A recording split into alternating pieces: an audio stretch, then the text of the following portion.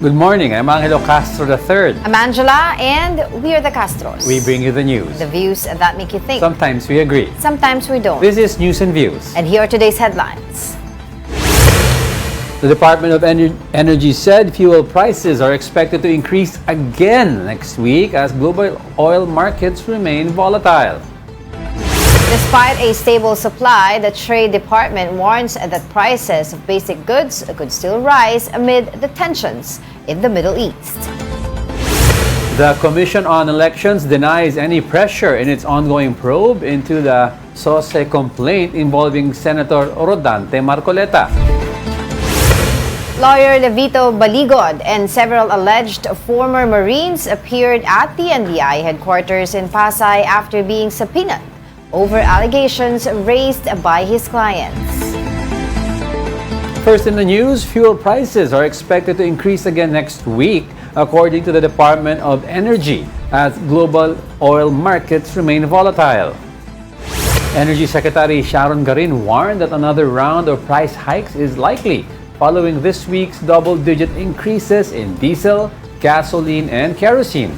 Industry estimates say diesel prices could climb to more than 100 pesos per liter if global prices continue to rise. Ang sigurado ko lang dyan, may increase talaga tayo for next week. Hindi ko makalma yung merkado. There will be an increase, but I don't know how much yet. As fuel costs climb, the Department of Transportation says pending fare hike petitions from transport groups are now under review. So, sa ugnayan naman po namin sa LTFRB, the other day with Chairman Bigor Mendoza, mukhang magiging positibo naman po yung aming inihaing petition maging 2 piso na. At baka ho sakali, ako'y umaasa at ang to dapat ang kusina na baka itong weekend ay magkaroon ng pagdidesisyon. President Bongbong Marcos has certified as urgent the bill granting him emergency powers to suspend or cut excise tax on fuel. The move aims to ease rising fuel prices, which have been driven by global oil market volatility and supply chain pressures. Lawmakers said the measure could provide immediate relief to motorists and transport operators across the country. Some analysts, however, warned that careful management would be needed to avoid revenue shortfalls for infrastructure projects and social programs funded by fuel taxes. Public utility vehicles are feeling the impact of rising fuel prices. Mobile journalist Ivan Tarinque brings us the latest updates from the ground. Ivan, go ahead.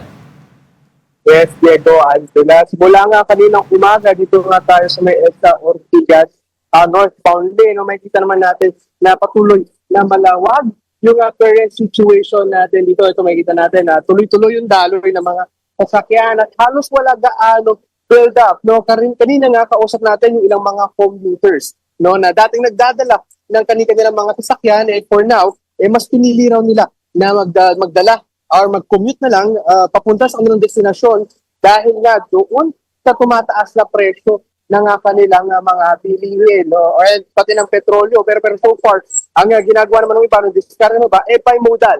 Ang ginagawa ng iba, magpa-park sila sa isang parking establishment at saka naman sila sasakay ng tren or ng mga PUV. Kanina nakausap rin natin yung isang MC taxi rider na talagang araw-araw binabagtak itong kakahabaan nga ng EDSA. And kung i-compare daw the past few days, talagang mas kita raw talaga ngayon yung epekto nito dahil halos wala ng mga sasakyan na dumadaan or nabawasan yung mga bilang na sasakyan dito. And ayon naman sa MMDA kanina, no, nag-send tayo ng message kay Chairman Romando Artes, baka meron na bang update sa bilang ng sasakyan kung nabawasan ba or tumaas yung bilang ng sasakyan dahil previously so nasa 400,000 kasi yung bilang ng mga sasakyan na dumadaan kada araw dito sa EDSA. Pero so far, ikot lang natin yung camera konti para mapakita natin yung current situation.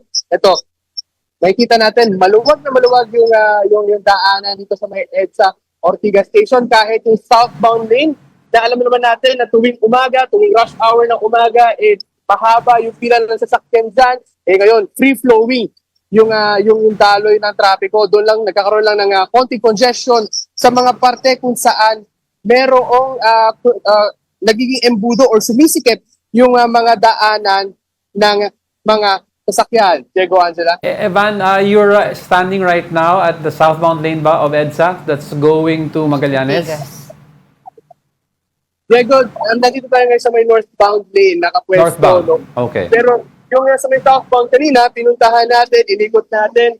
Ganun din yung situation doon, no, na alam naman natin. At tuwing morning nga, ito yung talagang congested dahil karamihan ng mga nagdadala ng sasakyan or mga commuters, pa southbound. Pero so far, kanina talagang wala tayong nakita na bigat ng trapiko. Nagkakaroon lang talaga usually ng congestion dito sa may entrance, papasok sa may Shaw Tunnel. No, kung saan kasi nagkakaroon lang ng 2 lanes lang yung available para sa mga sasakyan. So, doon lang nagkakaroon ng congestion, humahaba lang yung pila. Pero aside from that, ito nga, may kita natin, tuloy-tuloy pa rin yung daloy kahit napapasok doon mismo sa loob ng Shaw Tunnel. Diego? Well, we have to take into account as well, Evan, that I think some of the government offices have implemented their 4-day work week. Kaya siguro isa yan sa mga nakikita nating dahilan na maluwag ang trapiko ngayon. Doon sa mga nakausap mo, Evan, ng mga jeepney drivers earlier today, ano yung pinakahinaing nila? Kasi kahapon, kausap namin ang Manibela through Marval Buena. Sabi nila, as much as possible, ayaw nga daw naman nila talaga yung pataas yung pamasahe. Instead, to suspend na lang the excise tax. On the other part naman, like sila sa Pasang Masta, gusto nila mataas ang pamasahe. But dun sa on the ground, ano yung mga sinasabi talaga ng mga driver dyan? Angela, alam mo, karamihan ng sinasabi nila, sana daw mabawasan na lang yung presyo ng diesel kaysa daw magtaas ng or magtaas ng pamasahe dahil talagang una nilang iniisip or yung mindset talaga nila kawawa naman daw kasi yung mga pasahero, yung kanilang pasahero na sasakay sana ng pampublikong sasakyan, na sana yung idadagdag sana doon sa pamasahe, pwede na lang daw i-allot doon sa ilang pang mga gastusin sa kanilang pang-araw-araw. No? Karamihan, kadalasan, yan yung sentiment ng ating mga PUV drivers. Pero according nga sa DOTR, for sure daw, magkakaroon daw ng fare hike this coming following weeks. No? Pinapaaral na lang ng DOTR sa LTFRB kung magkano yung itataas dahil doon sa unang proposal daw na ibinigay, napanis kagad dahil nga sobra-sobra naman yung itinaas nga ng presyo ng produktong petrolyo. Pero Diego, Angela, for konting context lang, kadalasan kasi for 10 pesos na itinataas ng produktong petrolyo, piso naman yung itinataas sa pamasahe. So far, tignan natin kung susundin pa rin ba yan o kung magkakaroon na ng panibagong assessment yung DOTR at LTFRB. Diego, Angela. Well, Evan, while yung traffic situation along EDSA may be a good barometer, no, kung nababawasan na nga ang volume. But sa pag-iikot mo sa city roads, sa inner city roads, syempre doon natin makikita ang mga jeepney drivers. Madami pa rin ba ang nagbabiyahe? Yes, Diego, so far, no, tuloy-tuloy pa rin naman yung biyahe ng ilang mga PUV drivers natin. No? Ang sagot kasi nila dyan, kung hindi naman daw sila pabiyahe, wala naman daw silang kikitain. And so far nga, currently nga, dahil daw sa taas ng presyo ng produktong petrolyo, kadalasan daw kasi yung binabiyahe nila na kumikita sila ng 700, 800 per day, bumababa na raw sa 500 to 300 pesos per day, no? Kaya naman naramdaman talaga nila yung epekto ng taas ng presyo ng petrolyo. Ang diskarte na lang ng ilan ngayon, talagang mas dagdagan na lang yung kanilang biyahe, no? Kung dati nakaka5, 6 na ikot sila, ngayon daw minimum 8 para kahit papano daw magkaroon sila ng kita at may maiuwi pa sila sa kanilang mga pamilya. Diego? Doon naman sa kanilang iba't ibang reaksyon tungkol dito sa magiging fuel subsidy na manggagaling sa DSWD, no? Mauuna ang mga tricycle drivers and then susundan ito mga PUV drivers. I was wondering kung you were able to ask them kung paano ba yung magiging sistema nito pagdating doon sa pagbibigay nga ng fuel subsidy. Ito ba ibibigay mismo diretso sa mga driver o sa operators?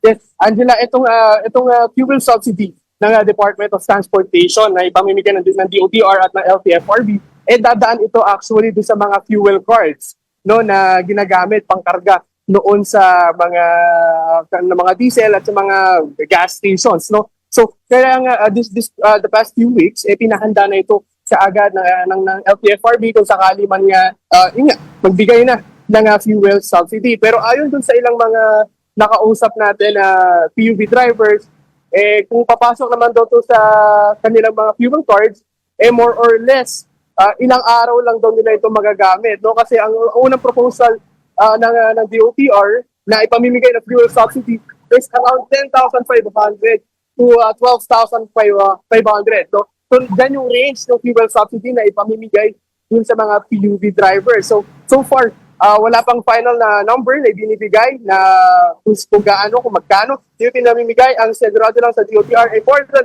139,000 na PUV drivers ang makakatanggap ng fuel subsidy na ito. Kaya papasok nga ito usually sa mga fuel cards ng nila. Sa DOTR yan, pero yung sa Sa DSWD, DSWD, iba naman yun kasi under AIX program sila. Yun yung mas mauuna na maibibigay ngayon.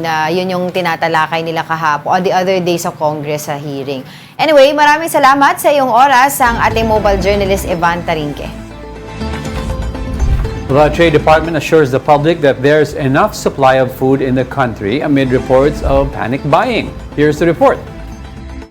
The country has enough supply of food and essential goods that could last for the next 2 months. The Department of Trade and Industry gave this assurance during a hearing of the Senate Committee on Ways and Means. The agency noted that it continues to coordinate with manufacturers and retailers to ensure a steady supply of basic necessities and prime commodities while preventing unreasonable price increases. We have to make sure that the prices are down. For now, they have informed us that they have inventory that will last for the next 2 months. When we say basic necessities and prime commodities, these are the products that are already processed products, and we have a list in DTI, yung mga produkto na kasama sa basic necessities. The DTI has also stepped up monitoring of supply and prices nationwide amid the ongoing conflict in the Middle East. While the agency acknowledged that prices of some goods may increase due to higher oil and transport costs, it assured the public that safeguards are in place to prevent profiteering. Convene on March 13 the National Price Coordinating Council, NPCC, to discuss amongst the implementing agencies of the Price Act measures that will help alleviate the impact of this conflict.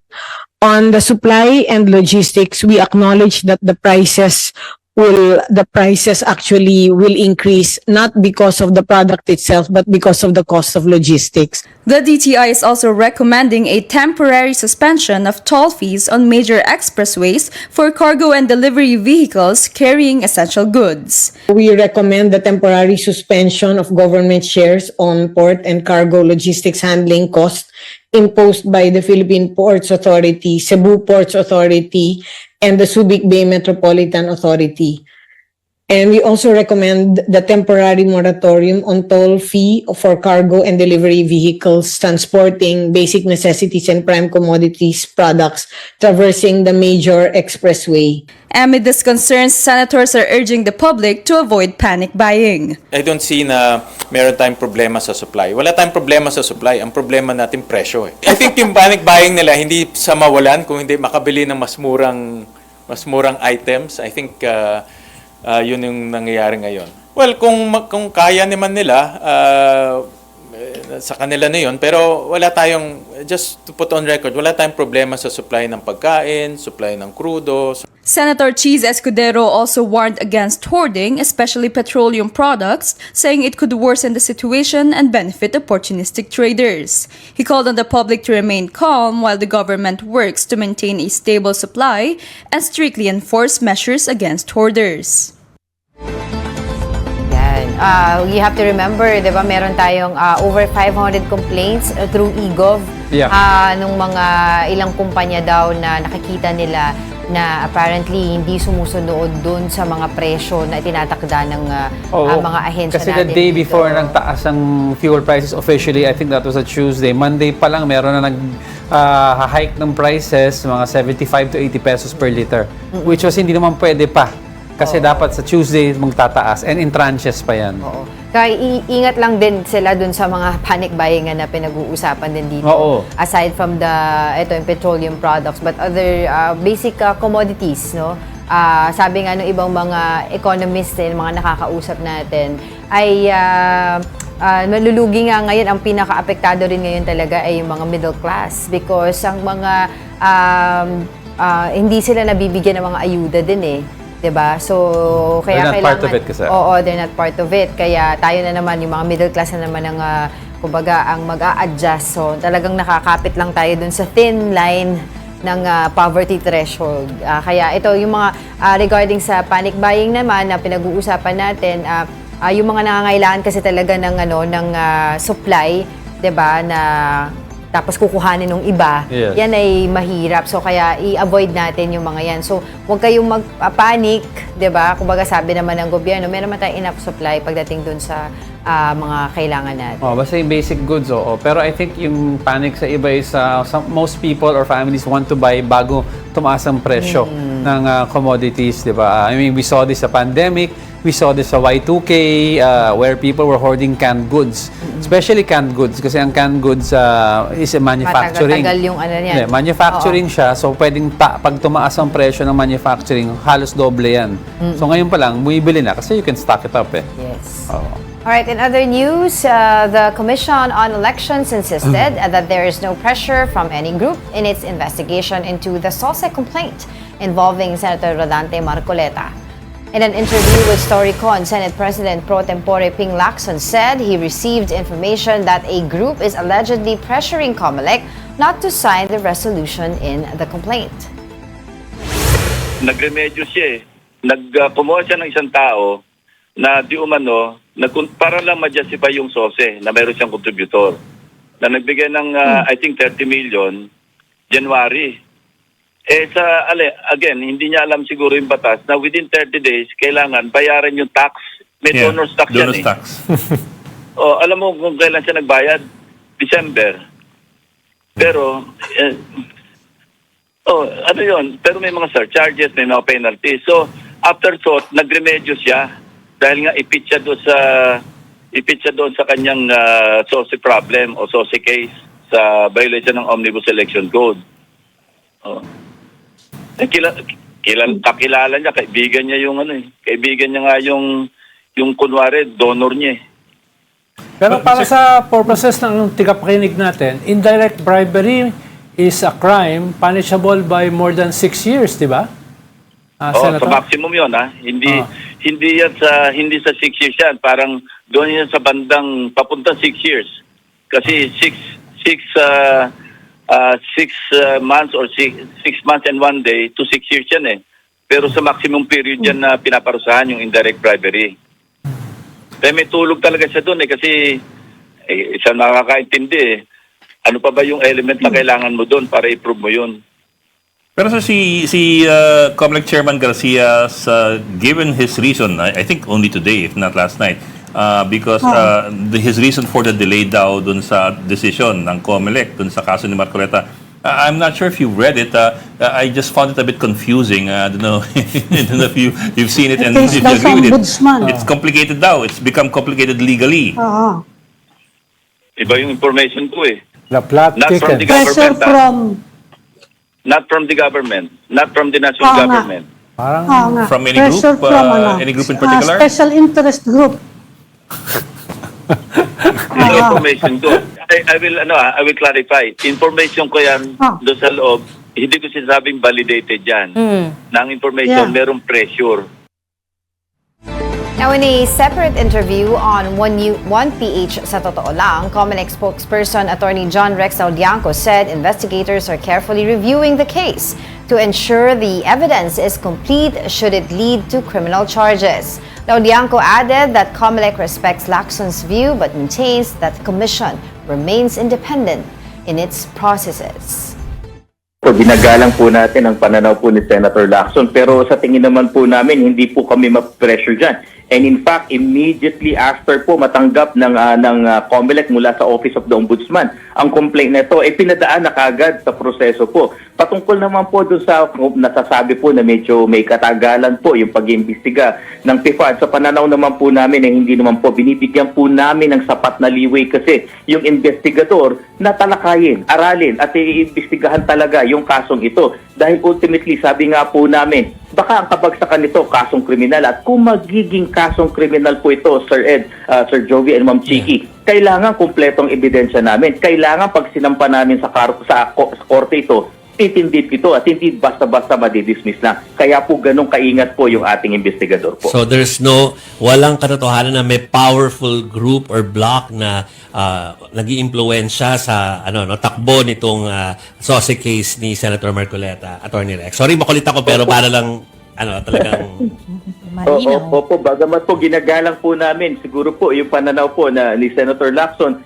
wala naman po nakaka-pressure sa COMELEC. Yun po ang kagandahan po sa aming institusyon, hindi po kami under ng executive, hindi po kami under ng legislative, independent constitutional commission po kami at masasagawa po namin ang aming trabaho nang wala pong apektong pressure na ganito. We'll be back with more stories after the break. Keep it here on One News.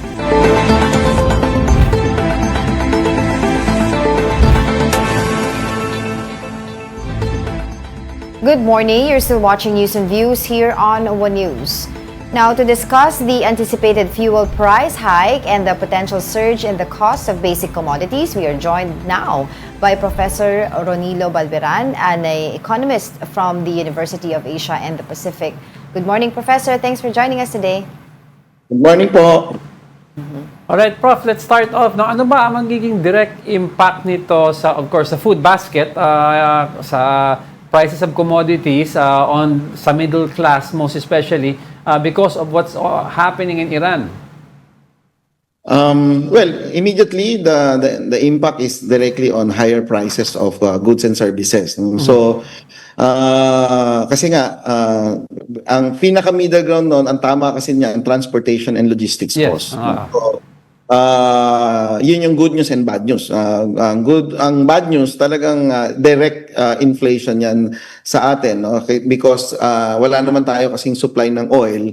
So increase in the price of oil sa international market is immediately reflected in our gas stations, and then later on it will be used by the transportation sector, which will then be passed on to the prices of goods being sold to our stores, to our supermarkets, etc. No? So inflation agad yung abutin natin. Kung mapapansin nyo, yung last time nung 2022 tsaka 2023, ganun yun yung mga nangyari. Nagkaroon tayo ng inflation because of the Ukraine-Russia war. So ngayon, we think na mas intense ngayon yung impact sa inflation because grabe yung taas ng oil prices as we have seen in the last few days. Prof, I'd like to ask, no, kasi at least maintindihan din ng viewers natin. No? Largely, the Philippines is an importing country rather than a country that produces its own goods. No?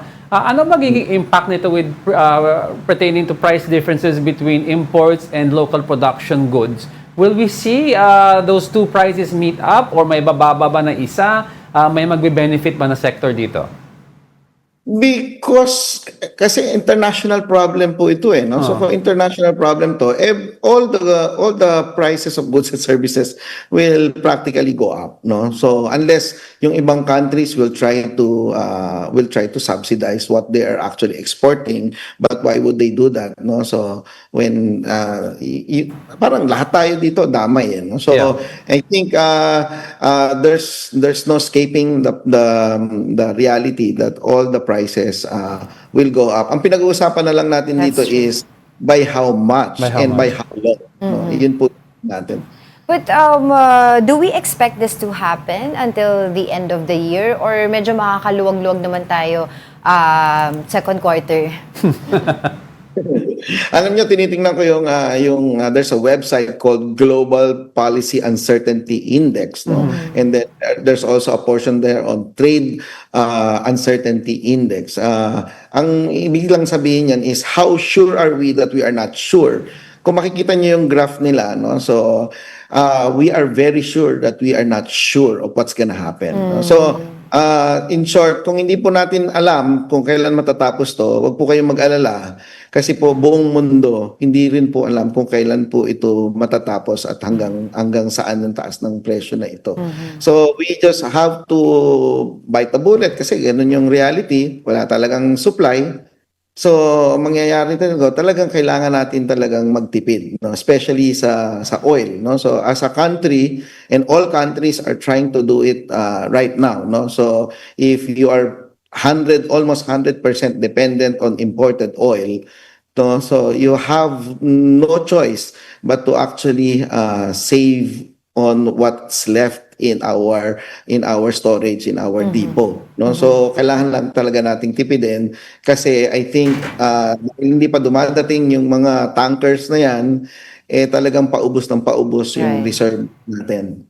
Okay, it's good that you mentioned that, kasi sabi nga natin, 98% of our oil supplies comes from the Middle East. And recently, may mga reports tayo that our president is actually looking for other supplies of supplier of gas, on oil. Saan po ba tayo po pwede mag-expand pa? Kasi ang nakikita daw nila, if ever from kung US and Canada, it will take 3 months na makapunta dito sa atin, and it will cost us as well. Yes, yes.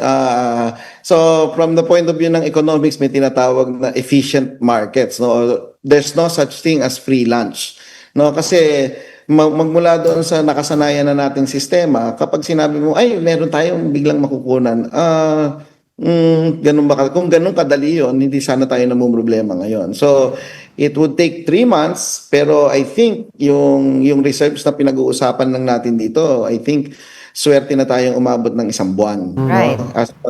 Before we run out of oil, no? as a country. No? So, kung ano man yung darating na yun, it will come at a very, very stiff price. No? So, kasi all countries around the world are trying to get that special arrangement.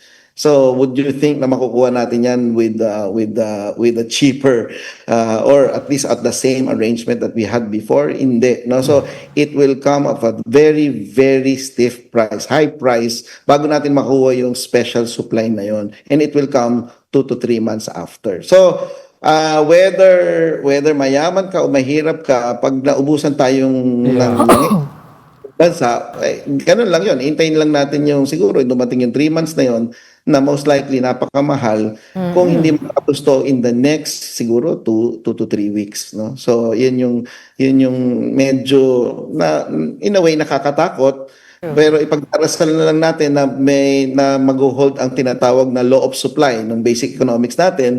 That lower the price, higher supply. So, sa ganyang kataas na presyo, pag nag-150 hanggang maging $200 per barrel, someone somewhere innovative and very genius will find a way to actually increase the supply of oil for everybody. Because if the law of supply will kick in at the right price, no? So there's a price that will unleash or unlock that extra supply for all of us. Well, we will continue to get in touch with you dahil I'm sure mahaba-habang usapan po ito. But for the meantime, maraming salamat po sa iyong oras, Professor Ronilo Balberanan, economist from the University of the Asia and the Pacific. Good morning, Professor. Thank you for joining us. Maraming salamat po. Now, farmers and fisherfolk will begin receiving fuel subsidies this March as the government rolls out assistance to sectors affected by rising oil prices. Now, according to the Department of Agriculture, qualified farmers will receive 5,000 pesos while fisherfolk will get 3,000 pesos under the program. The distribution will be handled by the Bureau of Fisheries and Aquatic Resources and the Bureau of Agricultural and Fisheries Engineering, with vouchers and fuel cards set to be released in the coming weeks.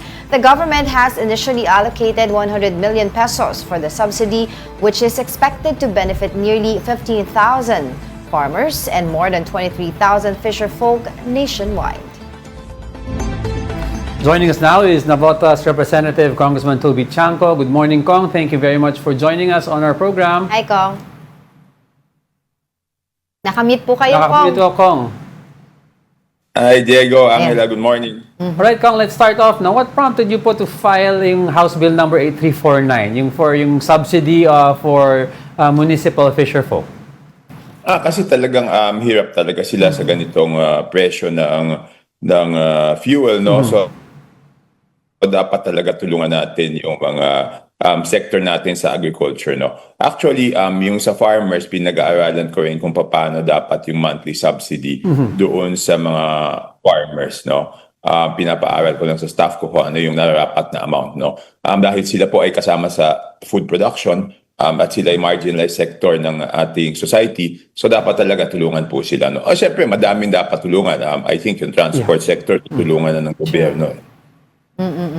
Oo, kasi ang hirap po nung every time may crisis lang, tsaka lang sila binibigyan ng ayuda. In fact, yearly naman talaga yung mga pangangailangan nila. Ngayon, ang tanong po dito yung, of course, yung mechanics, nitong pagbibigay sa kanila, nitong tulong na to na monthly, and how are we gonna make sure na yung mga listahan po ng mga kapatid po natin na mga mangingisda, ay yun po talaga yung mga magbe-benefit. Wala pong maisisingit dyan. Katulad po kasi nagiging problema sa sa 4Ps na may mga sumisingit na isisingit na hindi naman po pala dapat na beneficiaries ko. Even before the crisis, meron naman talagang listahan ng fisher folk sa bawat LGU, di ba? Kasi ang mga fisher folk dapat kumukuha yan ng fisher folk ID dahil hindi naman sila makakalaot kung wala silang fisher folk ID, no? So expected na meron silang fisher folk ID dapat. Yung dahitin mong fisher folk, yung mga municipal fishermen. Alright, and then how will a fixed monthly assistance of 2,000 pesos benefit po itong mga small-scale fishing operations compared po dun sa mga temporary programs natin, Kong? Ay, tuloy-tuloy. Ito naman ay para, kasi isa sa pinakamalaking cost nila, di ba, kung makikita niyo, katulad ng bangka, isa sa pinakamalaking cost niyan talaga is fuel, no? Aside from ice, no? So, pag natulungan sila doon sa fuel subsidy, kahit papaano, matutulungan yung hanap buhay ng mga fisher folk.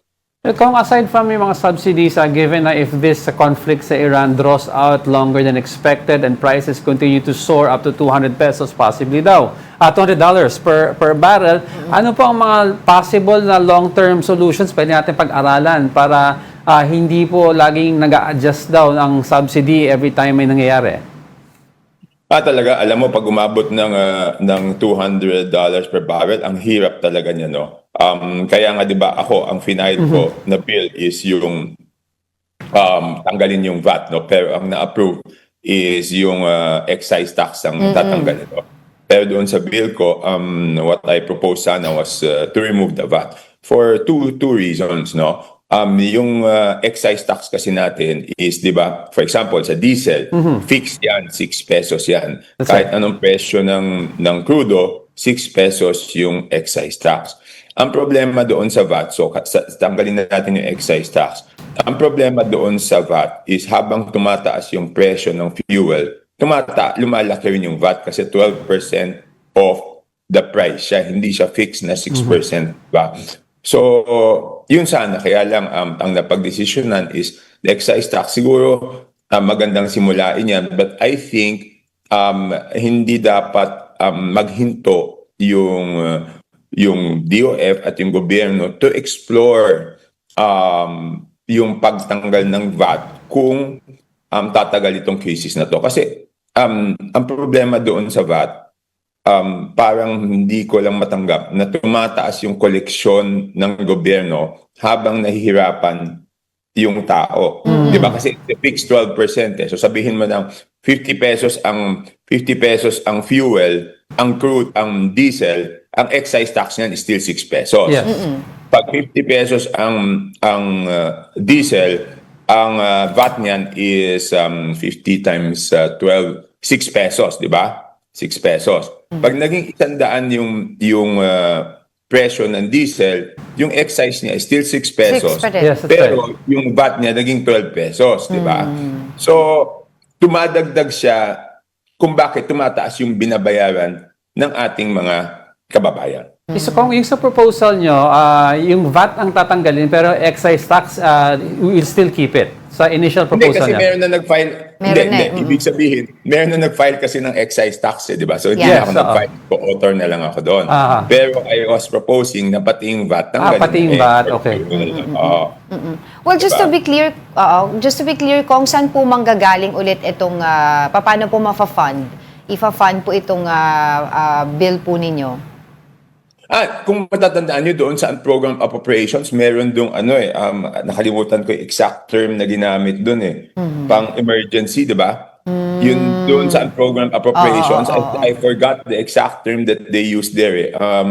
Disaster relief or something like that, no? Emergency response, something like that, oo. Yeah. So doon pwedeng kunin. Kasi I was wondering dahil 'di ba po, doon po sa proposal na suspend muna itong excise tax, the government is set to lose 136 billion. And sabi nila, if ever, ang maapektuhan doon ay yung mga infrastructure projects and some social programs. So kaya ko po tinanong yung baka hindi naman po doon makukuha itong inyong bill. No, honestly, no, it's a very difficult situation. Yeah, no? Mahirap balansehin yung mga problema kasi syempre, pag bumaba yung koleksyon, mababawasan yung pondo ng infrastruktura, talagang hindi siya madaling hindi siya madaling problemang solusyonan. Honestly, let's be very honest, it's not an easy problem to solve. Pero siyempre, wala tayong magawa Pag ganitong sitwasyon ng crisis, kailangan talaga maghanap ng paraan yung gobyerno, di ba? Exactly. And of course, sabi nga natin, we want this bill, ito po yung goal po ninyo sa bill na to, hindi lang po tuwing kailan may crisis, talagang mabibigyan ng tulong ating mga fisher folk. But beyond this, mga operation po, stabilizing fishing operations, how do we see this program advancing poverty alleviation and coastal community development? Alam mo, may magandang programa na yung BIFAR dyan. Yung namimigay sila ng bangka, ang dami nagbe-benepisyo doon sa namimigay sila ng bangka. At yung maganda doon sa bangkang pinamimigay ng BIFAR is binibigay nila yung materyales, tapos may sweat equity yung mga tao. Sila mismo yung gumagawa ng bangka nila. So, ang dami nang nabibigyan niyan, napakagandang programa niyan, maganda pa yung quality ng bangka, maganda yung design ng bangka. Talagang ang problema nilang is yung subsidy. Kasi alam mo naman yung mga isda, di ba? Parang naghahunting ng isda yan. Hindi naman sigurado pag lumabas sila ngayong araw, may mahuhuli sila, di ba? So may mga araw na walang nahuhuli yan So it's a risk that they have to take, di ba? So at least doon sa risko nung paglabas nila, matulungan sila. Because ang pinakamalaking gastos niyan, pag lumabas sila, is yung crudo. Kasi normally, pag 2-3 tao sa isang bangka, wala namang sweldo yan partihan sila doon sa kikitain, di ba?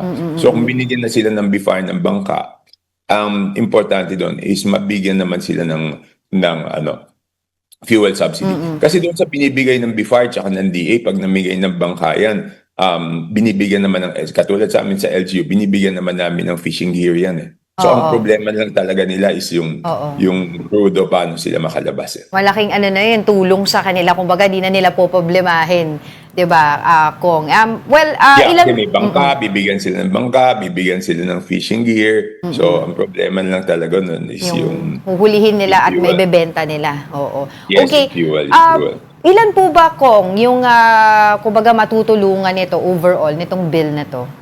Ilan na mga fisher folk? Yung total fisher folk nationwide, sorry, because I was in a rush because alam naman natin na mag-end na kasi kami, mag-join kami on Wednesday. Wednesday yung last day namin o kung mag-extend kami Thursday, di ba? So, ang intention ko sana dito is yung BIFAR o yung DA, pag nag-committee hearing kami, sila na magbigay ng data. Total, meron naman silang data ng registered fisher folk sa buong Pilipinas. Well, taking this opportunity to ask you na rin, Kong, that of course, since na-mention nyo na nga po na mag-suspend na rin po kayo dahil mag-Holy Week na, hingi na lang din po kami ng update doon po sa tinatakbo po nitong pagbibigay ng emergency powers kay Pangulong Bongbong Marcos.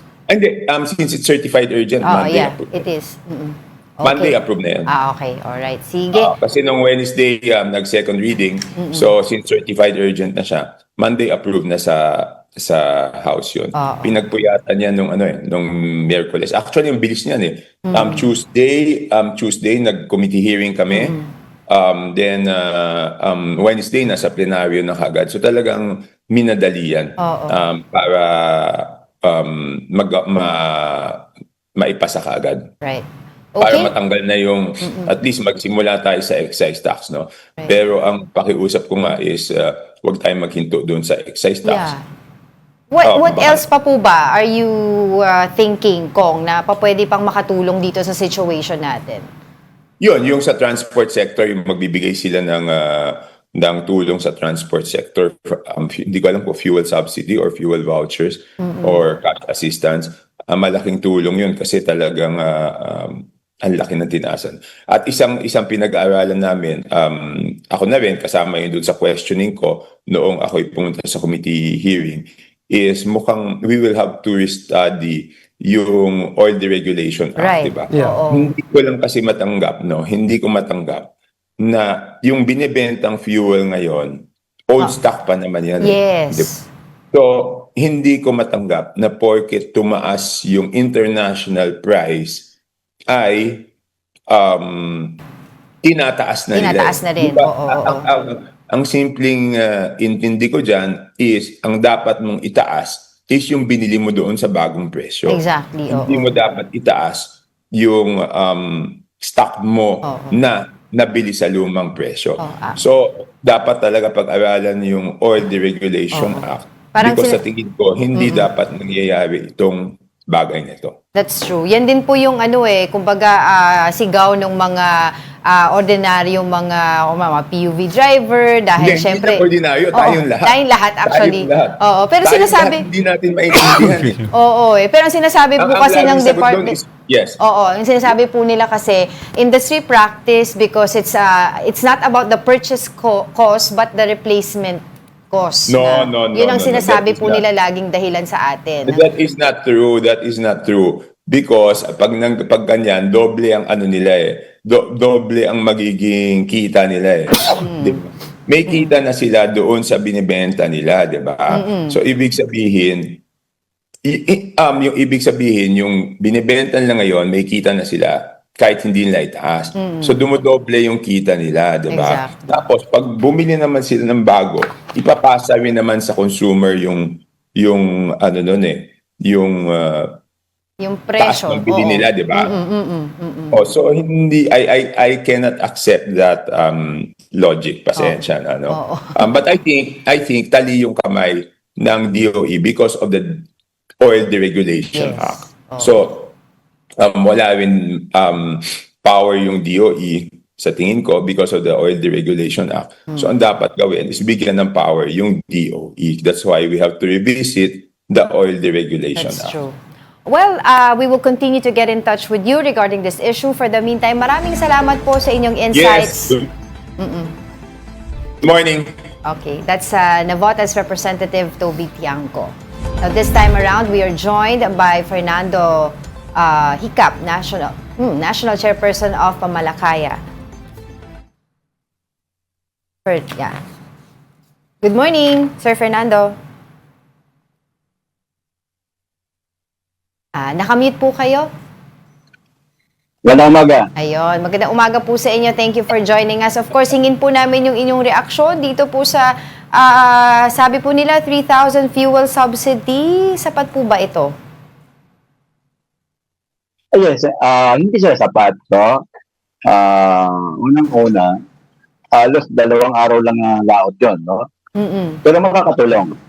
Malaking tulong yun. Kung mabibigyan yung ating mga mangisda, lalong-lalo na ngayon, no?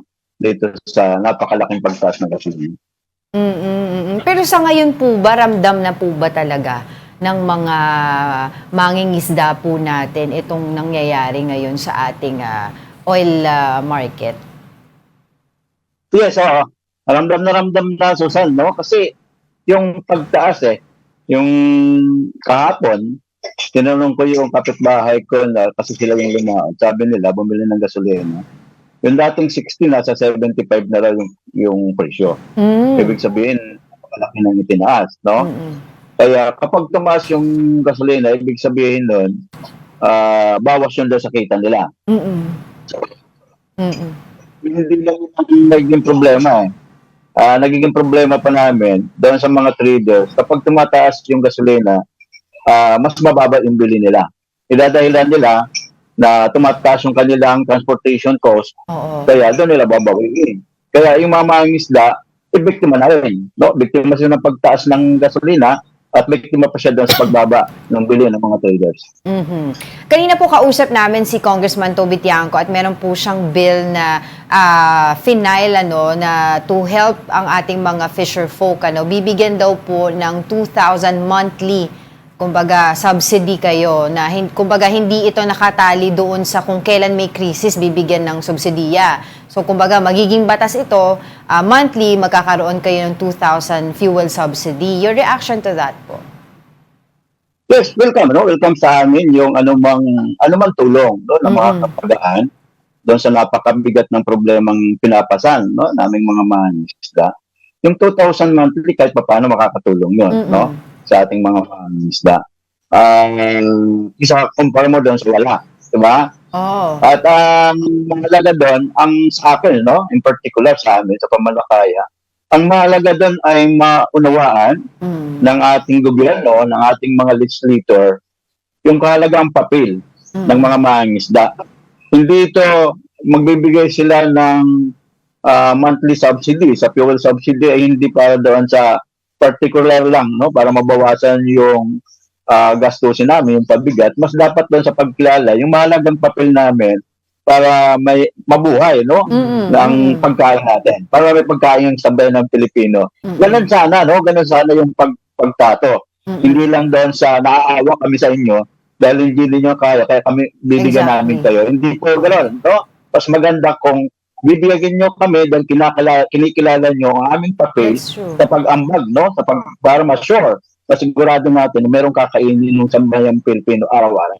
That's true. Sa ngayon po ba, magkano po ang take-home pay on the average ng isang fisherman on the monthly basis? At kung wala pong mga subsidiya na ibibigay na dagdag, malaki pong bawas ba itong epekto ng pagtaas ng gas prices? Yan ang problema kasi natin sa mga bangis, hindi natin talaga ma-determine, hindi natin ma-ensure kung magkano talaga yung bili, lalong-lalo yung monthly na kita nila. Kasi ang laki ng mga pagbabago niyan. Kapag nagbago yung panahon, totally, minsan, ay talagang halos wala kang mahuli. Pero pag maganda naman yung panahon, maganda naman yung huli mo. Pero in average, sa batay sa aming pagtatangka, yung daily average income ng mga mangingisda, hindi yan bababa sa 150. Hindi tataas na 150.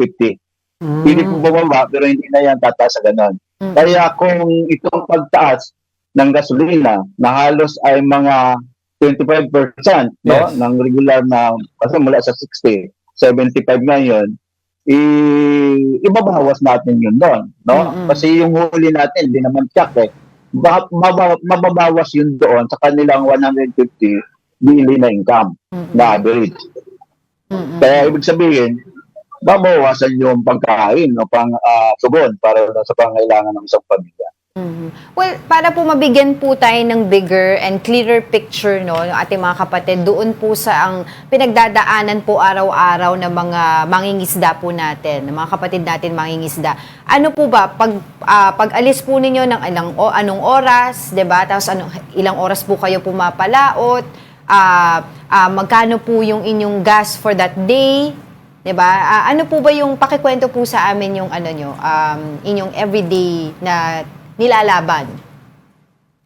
Ganon din yun, mga iba-iba rin, yung mga gamit pangisda. Merong mga mangingisda na pang-araw, yung kanilang gamit pangisda, merong pang-gabi. Pero masasabi natin, mayorya dito, kadalasan ay gabi. Alis sila ng alas 5, alas 6 alas 5 ng hapon. At uuwi sila ng mga alas 3, alas 4 ng madaling araw. Para maibenta yung kanilang huli na sariwa pa. Kasi pag inabot na ng araw yan, medyo bilasana yung isda, kasi ang gamit na isda ay gasolina.